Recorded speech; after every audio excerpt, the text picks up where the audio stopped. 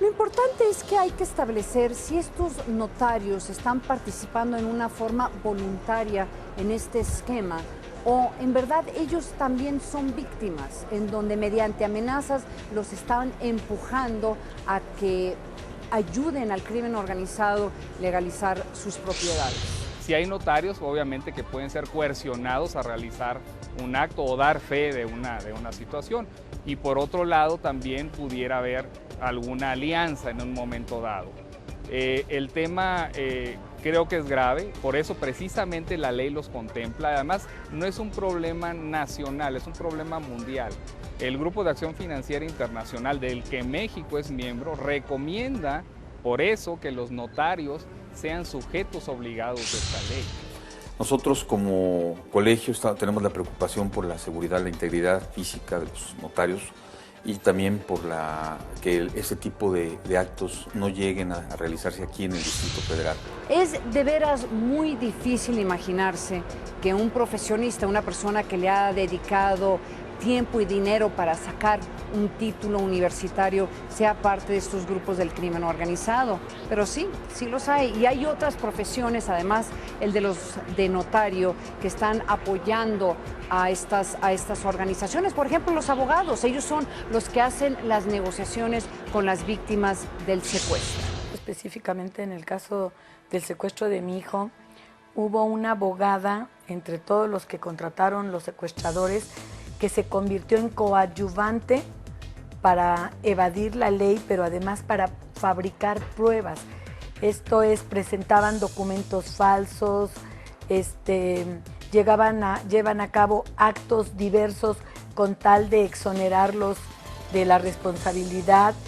Y creo que una cosa es que un delincuente o un procesado tenga derecho a la defensa lícita y profesional, y otra muy diferente es que un abogado se convierta en coadyuvante para evadir la justicia. Creo que ahí ya estás hablando de falta de ética, de falta de profesionalismo y muchas veces hasta de falta de humanismo, porque ellos saben y están convencidos que son secuestradores que han matado. Y aunque la ley supuestamente protege a las víctimas, porque en el caso del secuestro o extorsión, si se consigue la voluntad de las víctimas haciéndolas firmar un documento mediante amenazas, pues debería ser relativamente fácil anular este acto. Pero la realidad es que las víctimas no tienen a muchos lugares a donde ir. ¿Dónde van a ir? ¿A un tribunal donde podría haber o jueces corruptos o amenazados? No tienen muchas opciones, desafortunadamente. El acto jurídico queda sin efectos porque la voluntad fue obtenida por la fuerza. Eso está en el Código Civil desde hace muchísimos años y está la posibilidad. Nunca, o a lo mejor hace algunos años cuando yo estudié, era como una figura pues que difícilmente veíamos que se pudiera aplicar. Pero en este caso concreto que usted me menciona es el caso típico de violencia. Es un vicio de la voluntad y por lo tanto el acto jurídico puede ser anulado, independientemente de las sanciones penales a las que sea acreedor la persona que obtuvo ese consentimiento por la fuerza.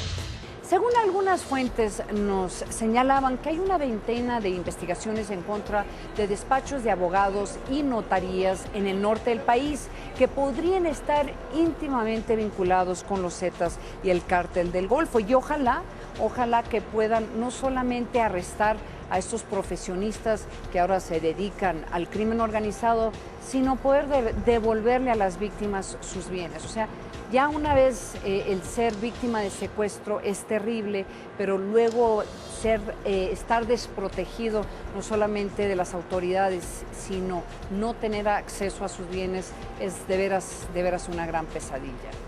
Mire, les quiero presentar un reportaje sobre nuevos narcoextorsiones que estamos viendo en el país. Acompáñenme. Operan en empresas nacionales e internacionales, mercados públicos, tianguis, salones de fiestas, restaurantes, tiendas de abarrotes, cocinas económicas, giros negros, table dance y hasta en casas habitación. Extorsionadores ligados al crimen organizado, al narco. Las víctimas, locatarios de mercados públicos y dueños de pequeños negocios de la zona central, a quienes se les cobra rentas de al menos 5,000 pesos mensuales para dejarles trabajar en paz.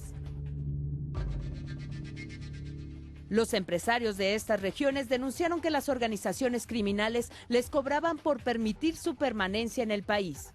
Luego, alertaron sobre el robo masivo de maquinaria y productos de sus empresas en carreteras y en sus lugares de trabajo. Hoy, miembros de distintos grupos criminales exigen el pago a inversionistas para poder llegar a sus plantas o terrenos e ingresar a ellos. En este estado, es muy común que narcos irrumpan en los centros nocturnos donde amenazan a los empleados para que distribuyan entre la clientela todo tipo de droga, desde cocaína, pasando por cristal y hasta paquetes de pastillas psicotrópicas. No importa el estado, sur, norte o centro, el narcotráfico parece ser parte del día a día de comerciantes, empresarios y de localidades enteras. Gracias por acompañarnos aquí en Seguridad Total. Yo soy Ana María Salazar. Y de irnos a un tema relacionado al norte del país, que es la posible participación de notarios con el crimen organizado, ahora vamos a discutir una problemática que afecta particularmente a las personas que viven en el centro de México. Estoy hablando del transporte público, el uso de los taxis. ¿Qué tan seguro se siente usted usando un taxi? Se suben los dos tipos al taxi, uno adelante y el otro atrás, encima de nosotras. Armados los dos. Y ahí, bueno, pues ya nos dicen, primero nos dicen que trabajan para la familia michoacana y que lo que quieren es salirse de ahí porque una operación no les salió bien. Tenemos aproximadamente 1.600.000 viajes diarios en la Ciudad de México, promedio. O sea, cada taxi, supongamos que el 10% no circulan todos los días por circunstancias diversas. Si lo multiplicas por unos 20 o 30 viajes cada vehículo, nos da 1.600.000 aproximadamente. Es importante que entendamos la magnitud del problema. Se cree que en el área urbana de la Ciudad de México podrían existir 5,000 taxis sin placas legales. Además, ha aumentado el delito por parte de taxistas en un 90%, quienes cometen la mayoría de estos actos criminales en contra de mujeres. Te podría decir, tenemos cuando mucho 30, 35 delitos diarios contra 1.600.000, pues no hay manera de graficarlo. Sin embargo, pues sí hay malandros, tanto que asaltan a los taxistas como que asaltan a los usuarios. Sin embargo, para el usuario es aventar una moneda al aire. Existen registros de taxistas que someten a pasajeras a golpes, las llevan a hoteles de paso, abusan sexualmente de ellas y las abandonan agonizantes. Y bueno, ya se suben, nos dicen que no nos va a pasar nada si cooperamos. Y para no hacer el cuento largo, nos tienen alrededor de 4 horas por la ciudad, con los ojos cerrados todo el tiempo, no vendados, o sea, sin ningún elemento que pueda despertar alguna sospecha de algún coche que vaya al lado, de alguna patrulla o algo, ¿no? Nos revisan pues, las bolsas de mano, la cartera, nos quitan tarjetas de crédito, tarjetas de débito, computadoras, ¿no? Todos los gadgets, ¿no? Gadgets que traes ahora para trabajar. Y empieza un tema de tortura psicológica muy fuerte, ¿no? Nos explican cómo nos van a matar, nos explican cómo nos van a violar, nos cortan cartucho en la cabeza ambas.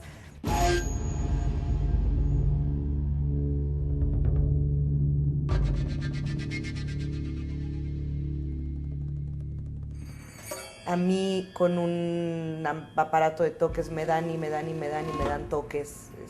Yo llego a un momento en que dejé de sentir dolor, tal cual. Y pasan 4 horas, que a mí se me hacen como, no sé, como 20. Revisan las fotos. Un tema muy importante, no hay que traer fotos en el teléfono, ¿no? De familiares. A mí me explicaron cómo iban a matar, cómo iban a descuartizar a mis hijos. En el 2008 se iniciaron 1.323 averiguaciones previas por el delito de violación. En 132 de ellas, las víctimas precisan que la agresión ocurrió a bordo de un taxi. Es decir, cada mes se denunciaron en promedio 11 casos en dicho transporte. En lo que va del 2009, la Fiscalía ha recibido ya 17 denuncias. Pasamos por N cantidad de cajeros automáticos, sacaron todo el efectivo que podían, nos dijeron que no se nos ocurriera cancelar las tarjetas porque tenían todos nuestros datos y iban a ir por nosotros. Nos repitieron muchas veces que trabajaban para la familia michoacana. Ante la realidad de la inseguridad que se está viviendo en el área urbana de la Ciudad de México, Emilio Güemes y un grupo de programadores de la Universidad Veracruzana se sentaron para desarrollar un programa que ayudaría a los usuarios de los taxis, reduciendo la criminalidad en contra de ellos. Veamos este reportaje.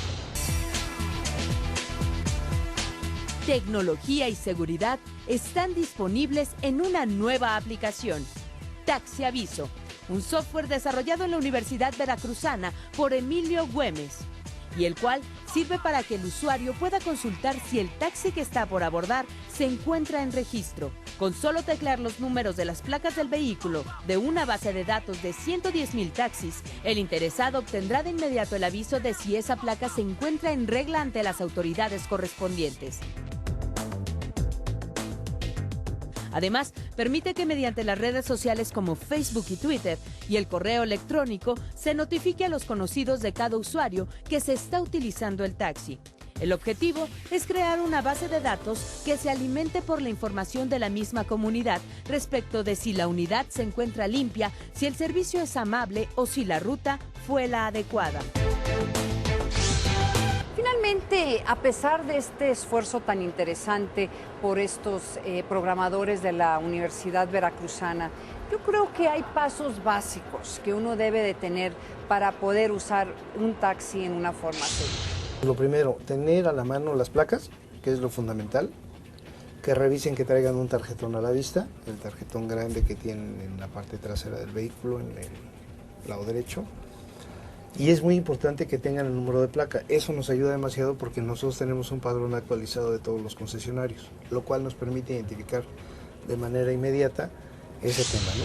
Amigos, amigas, se nos acabó el tiempo, pero por favor les pido que escuchen las recomendaciones, no solamente de los expertos, pero de estas personas que de una forma u otra entienden y reconocen que usar el transporte público en la Ciudad de México, particularmente los taxis, pues conlleva ciertos riesgos. Yo soy Ana María Salazar y esto fue Seguridad Total.